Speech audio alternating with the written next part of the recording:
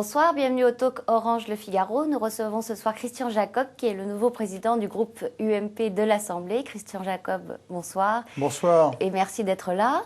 À peine élu, vous déclenchez une polémique avec Jean-François Copé en tentant de déposer des amendements pour priver la commission sur la transparence de certains pouvoirs d'investigation contre les députés qui enfreignent la loi.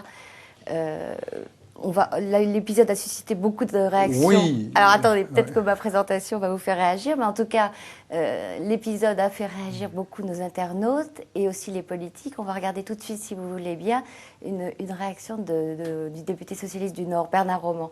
Un vol simple, c'est 3 ans d'emprisonnement. Une escroquerie simple, c'est 5 ans d'emprisonnement. Et une escroquerie par député dans l'exercice de ses fonctions, ce serait 30 000 € d'amende. Lui répondez-vous? De se référer à M. Vallini, qui siège dans le même groupe que lui et qui nous a suivis complètement sur notre position. Je crois qu'il faut revenir au fond quelques instants. Le fond, c'est que lorsque l'on est élu, on fait une déclaration de patrimoine. C'est-à-dire en début de mandat, vous déclarez le montant de votre patrimoine. En fin de mandat, on déclare également le montant de son patrimoine. Si entre les deux, on le déclare à la commission de transparence de la vie politique. Si cette commission considère qu'il y a un accroissement suspect du patrimoine ou qu'elle se pose un certain nombre de questions, d'une part, elle peut interroger l'élu qui lui répond, ensuite se procurer ses déclarations d'impôt sur le revenu, d'impôt sur les grandes fortunes dans le cas où il est assujetti à l'impôt sur les grandes fortunes. Et si après tous ces éléments-là, eh bien, il demeure encore suspicion, on transfère au parquet.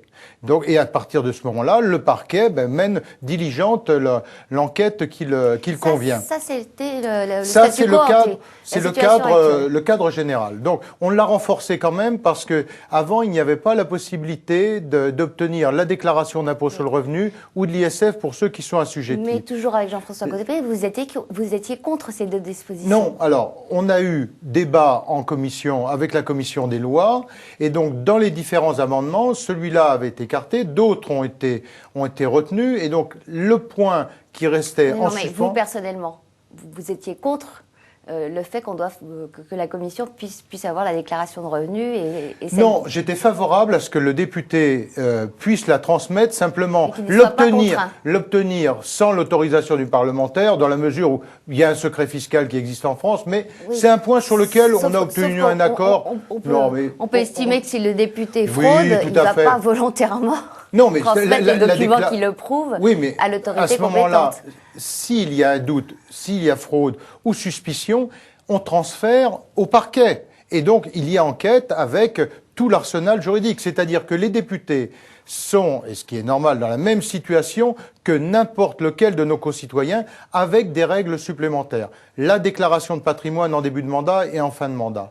Et là où il y avait débat, avec, entre autres, avec mon collègue Jean-Luc Warsmann, et où on a trouvé un point d'accord ensemble. Jean-Luc Warsmann, je vous interromps juste pour préciser qu'il a dit on ne peut pas envoyer le message, les députés peuvent frauder délibérément, il ne se passera rien. Non, aucun député attendez, c'est ce qu'a dit Warsmann. Non, ça c'est un extrait d'une phrase qu'il faut remettre dans son contexte. Non, moi je ne rentre pas dans les débats démagogiques, je reste sur le fond. Et le fond, ça n'est pas ça. Le fond, c'est qu'à partir du moment où il y a effectivement cette suspicion, est-ce qu'il fallait créer une qualification supplémentaire pour la déclaration mensongère? Moi, j'avais un avis que je défends et que j'assume. Je pensais que non, dans la mesure où on peut transférer au parquet lorsqu'il y a suspicion. Ça me semblait suffisant comme arsenal. Jean-Luc Warsmann avait une autre position en disant « mais peut-être qu'il peut y avoir des cas où le parquet aura des difficultés à poursuivre s'il n'a pas un élément de qualification sur la déclaration mensongère. » C'est là qu'on a eu débat, d'où la proposition qui a été faite de dire, eh bien, créons une qualification de déclaration mensongère assortie d'une peine d'amende de 30 000 € et de 2 ans de prison. Et donc, suite à ça, on a eu effectivement interruption de séance cette nuit, on a beaucoup débattu, et on est arrivé au point d'accord suivant, c'est qu'on a reconnu la nécessité d'avoir, et moi j'ai reconnu la nécessité, en face de ces arguments, d'avoir une qualification supplémentaire, simplement qui, comme toute déclaration mensongère, relève de 30 000 € d'amende et non pas de 2 années de prison. Ce qui n'empêche pas les députés de pouvoir être condamnés à 2 ans et même beaucoup plus de prison. En plus du délit lui-même, en fait, on rajoute un nouveau délit qui s'appelle déclaration mensongère.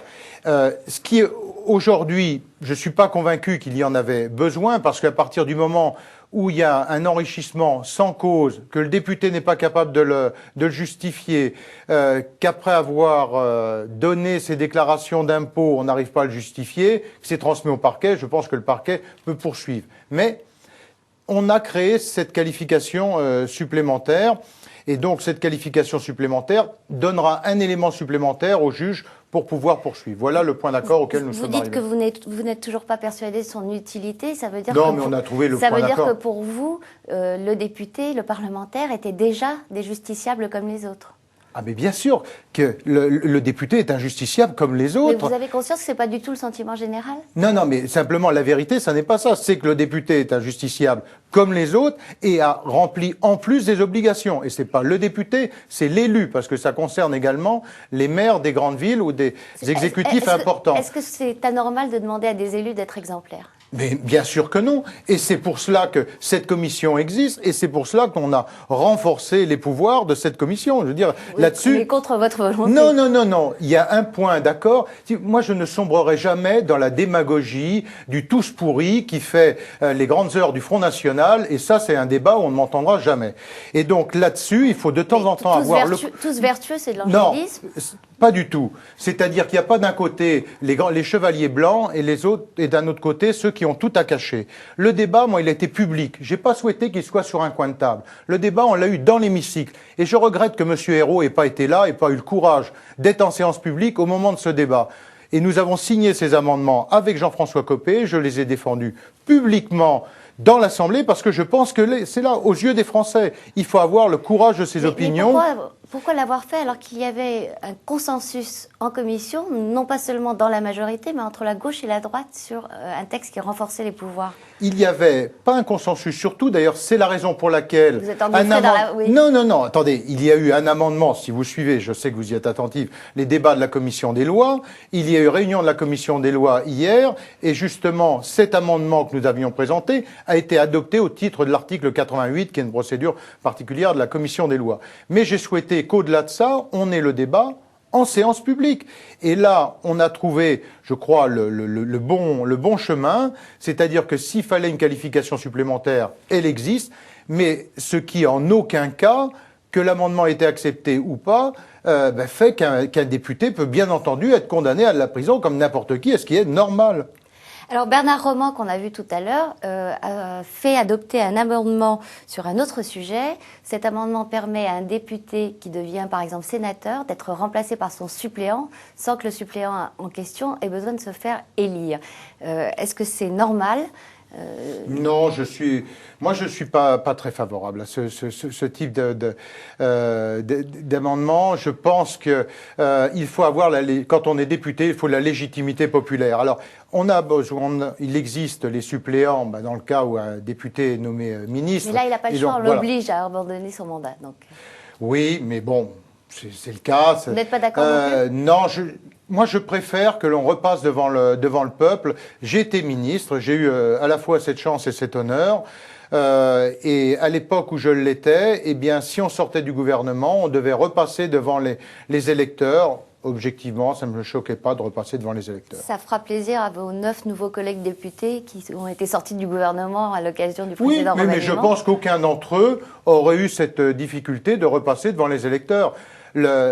Ça a été changé dans le cadre de la réforme de la Constitution. J'ai voté la Constitution, mais je ne suis pas persuadé que c'était le meilleur point de la Constitution. Mais il n'empêche que j'assume complètement mon vote de la Constitution. Il n'y a pas de débat là-dessus. Mais si vous me demandez mon avis, je vous le donne. On va revenir sur un autre sujet qui fait beaucoup réagir. C'est le vote des députés de la majorité qui ont assoupli le système du permis à points.